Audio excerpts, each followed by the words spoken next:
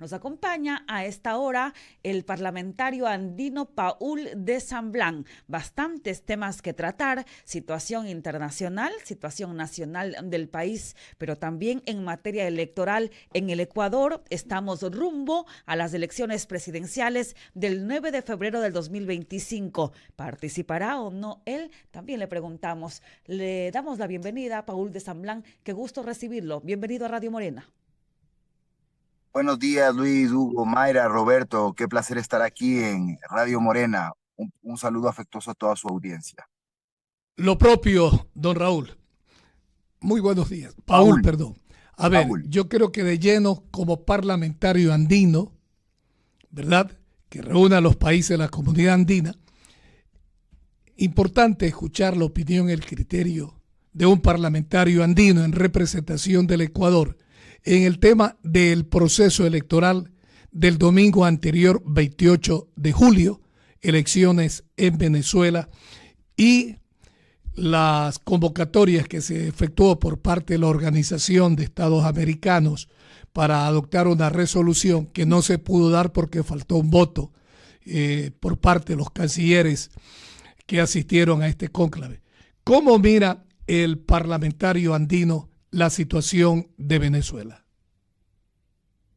Bueno, un rechazo categórico a la forma y en el contexto en que se dieron las elecciones, con mucha represión.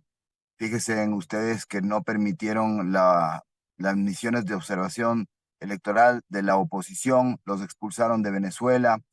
Hubo un apagón, lo cual genera incertidumbre y desconfianza, como ya nos tienen acostumbrados los del socialismo del siglo XXI. También hay que tener en consideración que Elvis Amoroso, el presidente del Consejo Nacional Electoral, también fue contralor y hombre de confianza de Nicolás Maduro. Dejó fuera de la contienda electoral a María Corina Machado y otras 13 personas. Y pues en ese sentido mi rechazo categórico a este claro y evidente fraude electoral. 4 minutos. Retorno al país, parlamentario andino Paul de Sablac. Hace 3 días se llevó a efecto una importante reunión en la Casa de la Cultura en Quito, precisamente entre las organizaciones sociales y políticas de centro y de izquierda. Si asistió o fue el delegado de la izquierda democrática, de acuerdo o no con las resoluciones que se dio a conocer.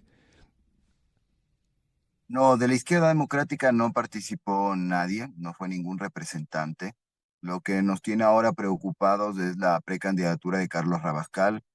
Vemos que en este tiempo ya Pachacuti que está prácticamente tomado por esa línea ideológica del socialismo del siglo XXI y bien extrema izquierda a través de ISA y el señor Churuchumbi, y pretenden hacer lo mismo en la izquierda democrática. Y ya vemos muchos militantes, directores del partido, que no queremos ir por esa línea. Por lo tanto, rechazamos también la precandidatura de Carlos Rabascal. Cuánto gusto, parlamentario andino. Estamos escuchando oyentes de Radio Morena en funciones. Don Paul de Samblaj, también se ha escuchado su nombre, se ha escuchado, usted nos puede ratificar el tema, aspiración presidencial, pero vi en las redes una puntual de su parte, un rechazo puntual al ingreso a las filas de la izquierda democrática. Explíquenos un poquito el por qué ese rechazo y por qué no podría él aspirar ser candidato, estar en la papeleta, representando a la izquierda para la aspiración presidencial del ingeniero Carlos Rabascal.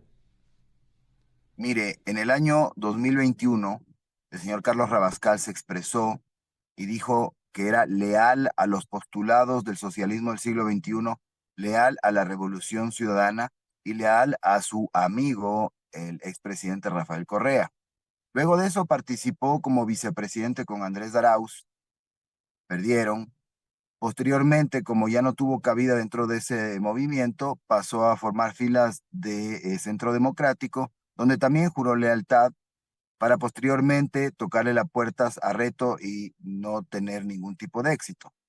Ahora le jura lealtad a la izquierda democrática, dice que se siente como parte de la socialdemocracia, pero en el mes de marzo, cuando todavía era parte de Centro Democrático. En una entrevista le preguntan si se va a afiliar a Centro Democrático y él dice claramente que él nunca se va a afiliar a ningún partido político porque no cree en la disciplina partidaria.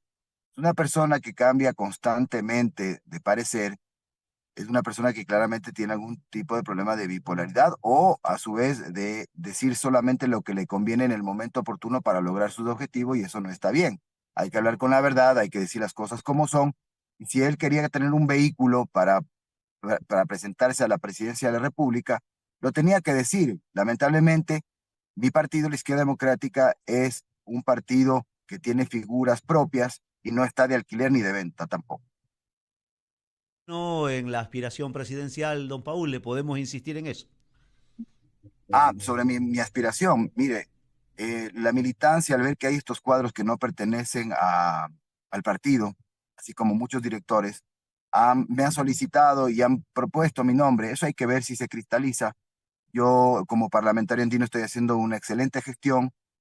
A mi entender, me tocaba ir como siguiente paso en mi carrera política a la Asamblea, pero si mis compañeros, la militancia y el partido creen que yo los puedo representar o están seguros de que yo los puedo representar, yo con mucho orgullo, con mucho placer, con mucha humildad, daré todo por mi partido y por mi país que está en un ambiente tan conflictivo, con mucho desempleo. Mire usted que en el último periodo escolar, 78,000 niños y niñas y jóvenes desertaron de las escuelas. Y después nos preguntamos por qué tenemos los índices de criminalidad que tenemos actualmente. Los jóvenes después no tienen herramientas para poder sobresalir en su vida. Es un grave problema que tenemos que solucionar. Recorsi entre sustanciaciones, tanto de directivas que vienen, que van, recursos a través del contencioso electoral, el más reciente. Se ha conocido incluso, hablando de deserciones, que el doctor Dalton Basigalupo y otros más se van de la Izquierda Democrática ante este tipo de situaciones que no se pueden subsanar. Don Paul, qué pena, ¿no?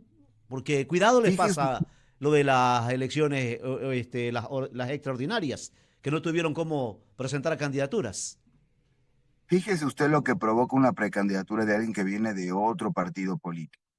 En mi caso, yo me afilié a la Izquierda Democrática, que tiene los postulados de la socialdemocracia, que tiene como líder máximo histórico a Rodrigo Borja. Por eso me afilié a la Izquierda Democrática. Eso es lo que me hace ser parte y empoderarme de un partido político, ¿no? Ahora, si me dicen que voy a tener una persona que tiene los postulados del socialismo del siglo XXI, que su líder y su amigo es el expresidente Rafael Correa, y prácticamente vamos a hacer un apéndice de ese sector de la política, pues entonces ya no me sentiré identificado y creo que eso es lo que ha llevado a muchos compañeros también a separarse. 7:10. El ordenamiento del Partido Izquierda Democrática. Reconocemos lo que se acaba de señalar. Aquí hemos hecho entrevistas y ¿Algún llamado? Sí, aspirábamos quiero hacer por... un llamado. Sí, por favor, adelante. Sí, quiero hacer un llamado a la prensa, al CNE y a los órganos responsables de verificar y que se cumpla la normativa, el Código de la Democracia. El día domingo se va a realizar un CEN, un Consejo Ejecutivo Nacional, donde se va a tratar el artículo 30 del reglamento que establece la reorganización y la separación de las direcciones que están en la cefalía o que no cumplen con la línea ideológica. Y por ese lado, al decir no cumplen con la línea ideológica o la línea de Rabascal, van a pretender separar a algunos directores, entre esos del de Guayas. Así que llamo a la prensa para que estén atentos sobre este tema. Bueno, y yo le decía, estuvo aquí en este estudio, en persona, el ex diputado Sánchez de la provincia de El Oro, y él nos daba las nuevas de la Izquierda Democrática y creíamos que estaba zanjado todo esto, ¿no? Y oh, sorpresa, a manera de información, es nuestra obligación. La semana anterior le decía a mi compañera, la coordinadora, la licenciada Mayra Espinosa Rea, presente aquí en esta mesa, preocúpese que hay algo que va a salir del contencioso electoral. Y nunca nos equivocamos. Así fue. Así están ahora. Por Manaví escuché al licenciado Chávez también hacer público un comunicado, pero cuando miro las firmas y nos pidieron desde Sucumbíos el legitimado activo, también estuvo aquí el señor en esta semana, en el inicio de semana de esta. El director de Sucumbíos. El de Sucumbíos, y cada quien con una postura. Por eso mi pregunta, don Paul, mi preocupación es esa, como comunicador, qué realmente o de dónde debe de venir la solución para ustedes. La solución es que se cumpla con la ley, con el Código de la Democracia, que se cumplan con los reglamentos del partido. Lamentablemente, por no cumplir con la normativa, es que se dio la sentencia del Tribunal Contencioso Electoral que dejó fuera la lista de Jorge Chávez, ¿no? Pero ahora lo que se necesita es que salga alguien de las filas del partido, que logre tener afinidad con la militancia y que logre reagrupar a todo el partido para ir a las elecciones del 2025. Esa es mi postura.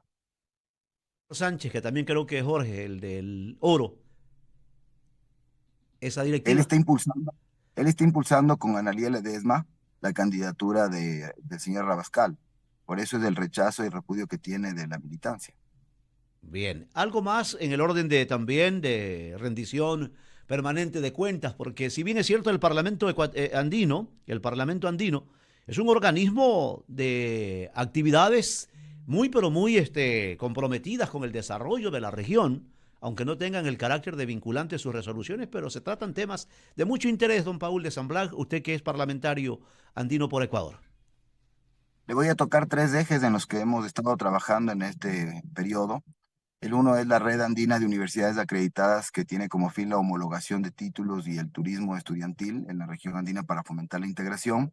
Es decir, que las universidades que estén adscritas a esta red, que tiene el aval de la Universidad Complutense de España, una de las universidades más importantes del mundo, van a poder emitir títulos que van a servir en cualquiera de los países de la región andina: Chile, Bolivia, Perú, Colombia y Ecuador.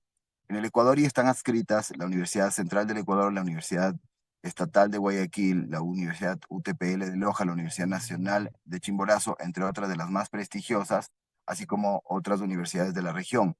¿Esto qué va a provocar? Que, por ejemplo, carreras como medicina, que es más fácil de homologar en relación al derecho, que tenemos diferentes normas, se van a poner estándares del más alto nivel, ¿no?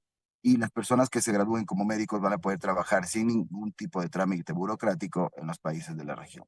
Asimismo, hemos estado trabajando en la red andina de autoridades territoriales, que tiene como fin la regionalización de las políticas públicas, la capacitación y acercar a los municipios pequeños, a los multilaterales como la CAF, que es la Corporación Andina de Fomento, ahora Banco Latinoamericano de Desarrollo, que es parte del Sistema Andino de Integración donde pertenece el Parlamento Andino, así como también con el BID. Hay que recordar que hay alcaldías que son pequeñas y su presupuesto no les permite obtener créditos. Entonces, lo que queríamos lograr es una mancomunidad que pueda solicitar un crédito y de ahí generar política pública en territorio. También capacitarlos para mejorar la institucionalidad y las empresas públicas municipales. Fíjese usted que estuvimos hace 2 meses en Manizales, en Colombia, y nos llevaron a la industria pública de Manizales, a la industria pública licorera de Manizales. 1,5 millones de barriles de licor, los terceros exportadores del mundo, importan el alcohol desde Ecuador. Y es una industria pública que funciona exitosamente. La industria pública de Medellín, que tiene, la empresa pública de Medellín, que tiene inversión en 19 países, entre ellos el Ecuador, trabajan acá en el metro de Quito. Eso nos da a entender de que todo lo que es público no es sinónimo de corrupción y que hay modelos de gestión exitosos. También tenemos el Pacto Andino para la Defensa de la Naturaleza, que hemos trabajado, es una iniciativa que nace desde el Ecuador, que tiene como fin emular el Pacto Verde Global y Pacto Verde Europeo, que va correlacionado a estos pactos, y en ese sentido tuve reunión con el embajador de la Comunidad Europea, que nos decía que entre los ejes del Pacto Verde Europeo está la siembra de árboles frutales en las ciudades para que vengan nuevamente las abejas y polinicen las diferentes especies que existen ahí, que vuelvan a crecer, y entre otras cosas también la prohibición de importar productos que tengan pesticidas y fungicidas de otras regiones del mundo, por lo cual si nosotros no vamos en esa línea vamos a ser menos competitivos. Asimismo, me ha permitido este Pacto Andino para la Defensa de la Naturaleza estar con los colectivos ambientales en la lucha por la protección de la defensa de la naturaleza, en el río Yuchupino, el río Napo, donde se descubrieron 170 máquinas retroexcavadoras, cada una valorada en $200,000. Imagínese usted cómo se están llevando los recursos del oro de los ecuatorianos, pero peor que eso, están dejando un pasivo ambiental gigantesco. Trabajan con bastante mercurio, matan los ríos, afectan a la salud de las personas.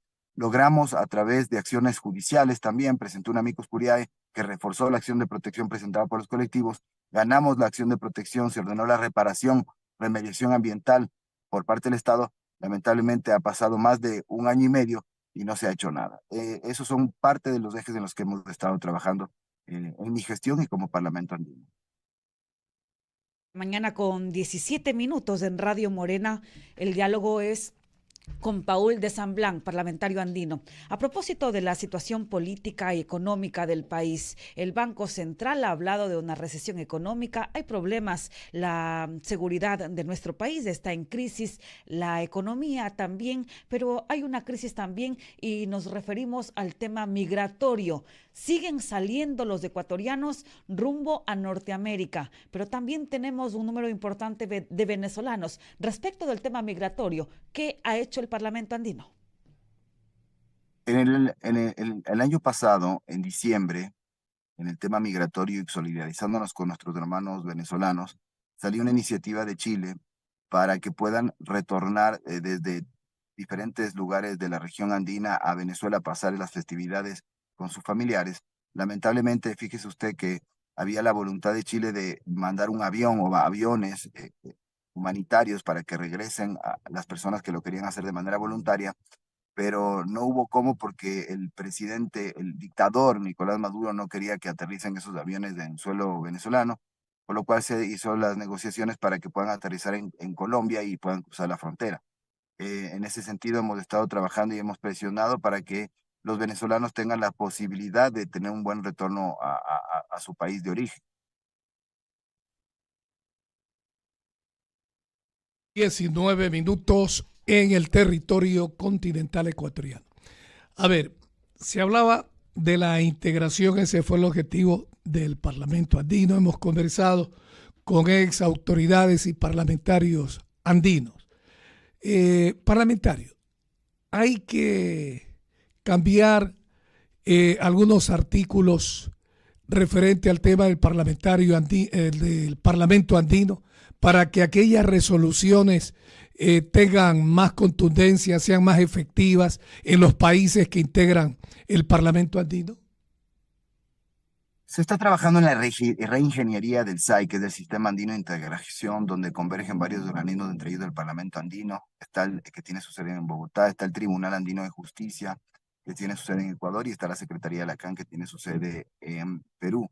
Acordémonos que este sistema de integración es del símil a un superaestado, donde tenemos las tres funciones del Estado, que son función legislativa, ejecutiva y judicial. Lo mismo pasa en los otros organismos de integración.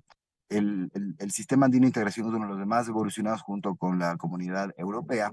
Hay que recordar que cuando nace el Parlamento Europeo tampoco tenía vinculatoriedad en sus normas, sino hasta el año 98, que después del Tratado de Lisboa se le da la facultad de colegislar con la Comisión Europea.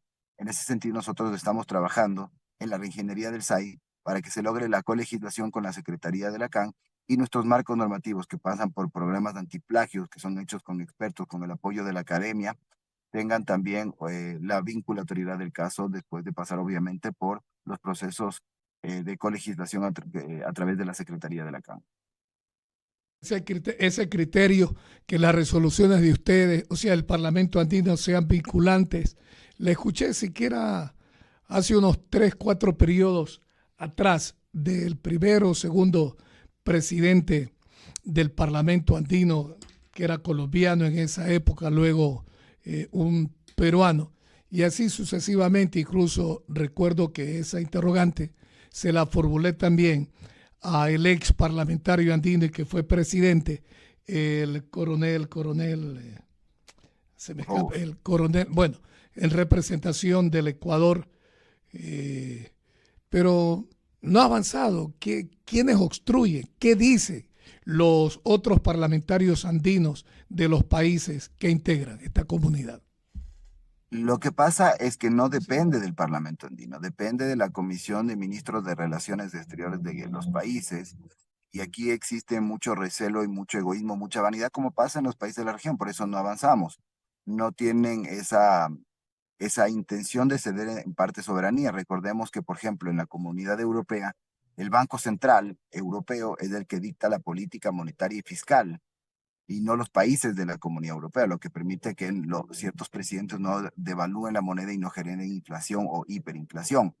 En ese sentido, también en nuestro caso, hemos estado solicitando ser parte de esta reingeniería del SAI ¿Para qué? No solo para el Parlamento andino, sino también para el Tribunal Andino de Justicia, que tiene competencia de arbitraje y mediación, pero no está reglamentada, entonces no la pueden ejercer.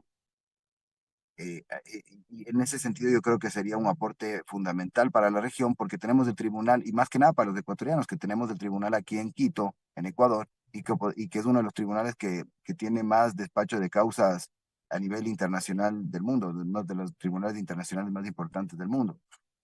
Asimismo, el Parlamento andino, en lo que tiene que ver con las problemáticas que traspasan las fronteras, somos los únicos que somos electos por votación popular en la, de los que conformamos parte del sistema andino de integración. Hay que recordar que para hacerle un ejemplo a las personas que nos están escuchando, los diputados, los asambleístas, los congresistas, los asambleístas que son electos a nivel nacional, son electos por provincias, ¿no es cierto?